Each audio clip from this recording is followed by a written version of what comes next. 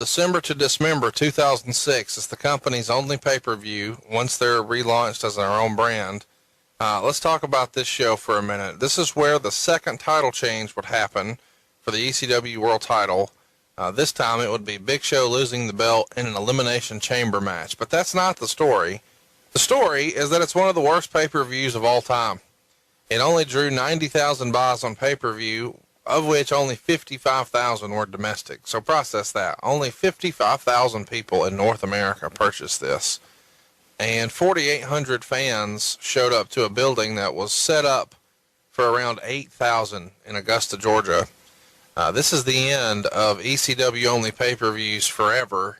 And it won Worst Major Show of the Year in the Observer fan poll. And that's hard to argue. On a scale of 1 to 10, Bruce, how would you rank this December to Dismember 2006 show? A negative 4 stars, sir. It's worth mentioning. Is that like a rating? Yeah, it is. It's worth mentioning that the Big Show wanted off the road here, and that's why they had him drop the belt. He's gotten into some back and knee problems, and wants off the road so badly that he's even stating publicly he's not going to re-sign a new contract, and he's walking away, even though he's making $1 million a year. This was 11 years ago. Do you remember the conversations with Show about retiring during this time, and why didn't it happen? Show was tired and beat up and just tired of being on the road and working every day. And as a giant, had a lot of wear and tear on his joints, and he just needed some rest. And Paul went through these phases. Paul White, he went through these phases of where he just would get beat up. And you have to give special consideration to a guy that's 7 foot tall and 400 plus pounds going out and punishing his body every single night. It doesn't heal the same way, and it's a lot more wear and tear than the guy that's 200 pounds and in great shape. So at this time, Paul just needed rest. On the actual card itself, we have the Hardys defeating Eminem. By the way, not everybody on this pay-per-view is actually on ECW. Balls would go over Stryker, Elijah Burke, and Sylvester Terkay would go over the FBI. Daivari would go over Dreamer. Kevin Thorne and Ariel would defeat Mike Knox and Kelly Kelly. And in the main event, Bobby Lashley would win the Elimination Chamber, which featured Big Show, RVD, Hardcore Holly, CM Punk, and Test. The plan wasn't for Holly to be in the match. Sabu was advertised, but in storyline during the show, Sabu was shown as being attacked and then left laying in the back, so he was written out of the match. Usually this is done to cover an injury, but it was reported here that was not the case.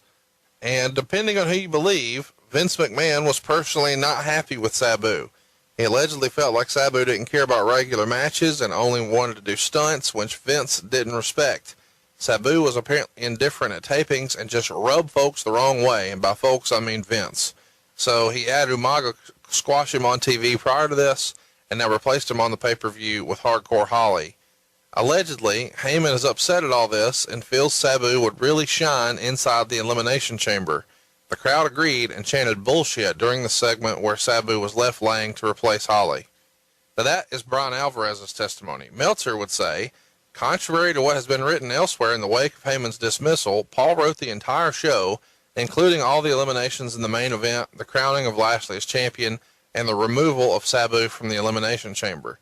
Sabu is one of the many self-destructing guys. Apparently, there was a situation at the Nassau Coliseum where Sabu was unable to get through a promo. And by saying that, think of the length given to a Sabu promo. And Heyman went to Vince and suggested he be removed from the show. Sabu has not been fired, but needs time off and probably should be getting some sort of help. Vince did not change a number of things the day of the show, as has been reported. So, you were there. What's rumor? What's innuendo? What really happened? And specifically, I want to talk about the Sabu situation. Because on the one hand, there's reports coming out that it's a Vince call and Heyman's upset. Meltzer says that's completely backwards. It was Heyman's idea because Sabu was not in a good place. Okay. Well, it's important to point out that during the show, at least a good part of it, I was not there. I was there in the morning. I was there for the meeting. I was there for the aftermath of the meeting. And then I went to the hotel because I'd had surgery done and my face was swollen, and I was not feeling well, so I went back to the hotel to take a nap, and I didn't come back until, I don't know, maybe 8, 9 o'clock that night. So for a lot of the crap during the day, I wasn't there, but I was there for the shit earlier in the meeting and the subsequent meeting after the meeting. This was a situation where Heyman didn't take Vince's suggestions and didn't make the changes that Vince had wanted him to make, and Vince was adamant getting his way, and Heyman was adamant to just buck the system, if you will. Heyman's idea originally on this, they talk about how Heyman wrote the show and blessed the show and all this shit. I believe Dave Lagana wrote the show, but Paul fought tremendously that the finish of the Elimination Chamber was that CM Punk gets in the ring and that Big Show taps out to the Anaconda Vice in 15 seconds. And then as everyone enters the Elimination Chamber, that CM Punk would place them all in the Anaconda Vice and make everyone tap out and become the ECW champion. That was Heyman's pitch. Vince was still stuck on, you mean to tell me that skinny little tattooed fuck is going to choke out the Big Show? The Anaconda Vice, sir. And that was all Vince heard. And Vince was furious that Paul was still fighting this one fight. And Vince, knew they were taking it off a Big Show, but he saw Bobby Lashley as the guy and really wanted to elevate Bobby Lashley. And that was how Vince saw this Elimination Chamber. It was ugly. It was bad. It was a moment where there were points that I wanted to just slap the shit out of Paul and say, man, just shut the fuck up. It's, we're past the point of arguing now. Just let's go and get this done. And Paul continued to fight and continued to fight and continued. One more volley, if I may. And then one more volley turned into his last volley. Vince was just done. Didn't want to see him anymore. And that was kind of the end of Paul. The Sabu stuff in particular, going back is to how Vince saw Sabu. Vince saw Sabu as a character, and Vince liked the Sabu character, but he wanted Sabu to speak. Heyman did not want Sabu to speak. Because he can't. And I'm sorry? Because he can't. He can. Actually, he can be very engaging and very entertaining as Terry Brunk. However, as Sabu saw himself one way and Heyman saw him one way, and neither one were willing to try and broaden that character beyond what they saw. And that did infuriate Vince, the fact that they didn't want to do more with it. So, in my opinion, I kind of think that Heyman, because Heyman feels that he's the one that first gave Sabu the exposure and made Sabu that was his creation. When in reality, Sabu's creation, or the Sheik's creation. But Vince felt very strongly that Sabu as a character and speaking and elevating that character was the way to go. And both guys, Sabu and Paul, didn't feel that way. So I don't know if there was maneuvering behind the scenes on Paul's part, but it was always to take, so not going to have him in the match, and that was done ahead of time. Meltzer wrote, this was almost without question the worst promoted pay-per-view in company history. He says that a week out, only one match had been announced, and reportedly Paul just wanted to announce the main event, kind of like they did in some of the old ECW days. And Vince always thought that the main event carried the show and is what should be hammered home on TV. But Dave says that this was taken to a new level, where just 2 days prior to the show, the WWE does an email blast announcing just 2 matches, quote, and much more. And they were asking $40 for this. Do you remember the promotion leading up to the pay-per-view and thinking this was the shits and just knowing this thing's going to bomb before you even walked in the building? It was the shits. It was the shits from the get-go. Doing the Elimination Chamber on an ECW pay-per-view, I didn't like because it was something that we had wanted to brand for Raw. There was just so many things about it that I personally didn't like, and it was hodgepodge, and they really didn't know what the hell they were going to do. And the show was almost being booked like a last-minute live television show. December to Dismember 2006 got this in the Observer fan poll. Thumbs up, 0.8%. Thumbs down, 90.3%. Thumbs in the middle, 9%.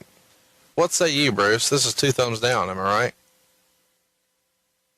I'm not going to. How do you get 0.8%? It's either thumb up or thumb down. Well, you had three. How is it 0.8%? You had 3 people vote thumbs up. You had 353 people vote thumbs down.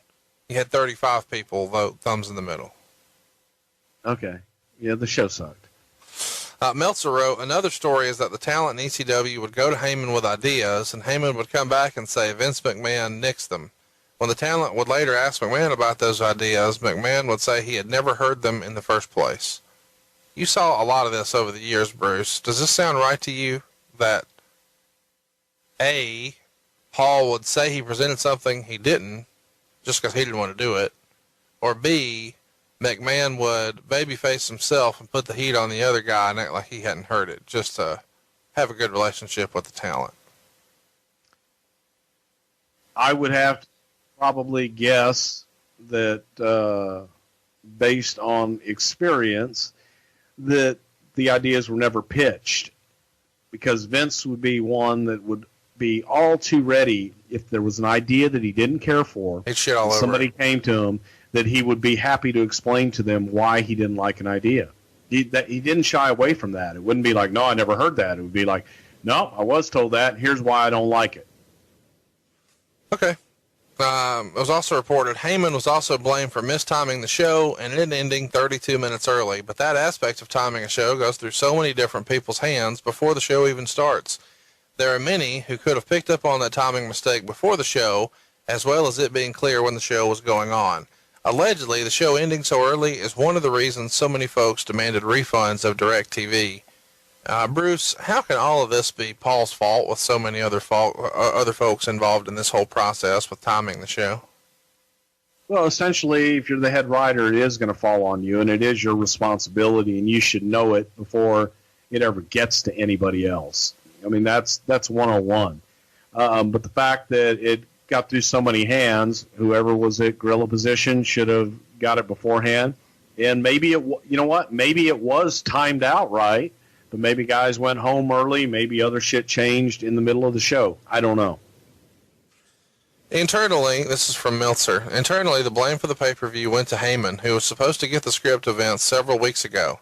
Heyman didn't finish the script until last week, and all the finishes and much of the show, particularly undercard, was his. Because of the timing of the finished script, the only match Vince and Stephanie had major input on was the Elimination Chamber match. The only thing that may have been different is the eliminations, as we have disputed stories as to whether Heyman wanted to protect Punk and have him beat the Big Show first with the Anaconda device, so he'd come off strong, even though he would later be eliminated. So you just kind of shared that story with us. But this whole script coming in late thing, is that news to you, or is that the way you remember it? Well, first of all, that's fucking bullshit. We would turn in pay-per-view scripts. If the pay-per-view was on a Sunday, we would turn in scripts usually on Thursday or Friday beforehand. Well, there you go. So we would talk about matches, we would talk about finishes and all of that ahead of time. But there's no, good God, if somebody were to turn in a pay-per-view script 3 weeks in advance, Vince would laugh at that. So that's not the way it was done. That's somebody who wants to spin something and is all rumor and innuendo and total 100% fucking horse shit.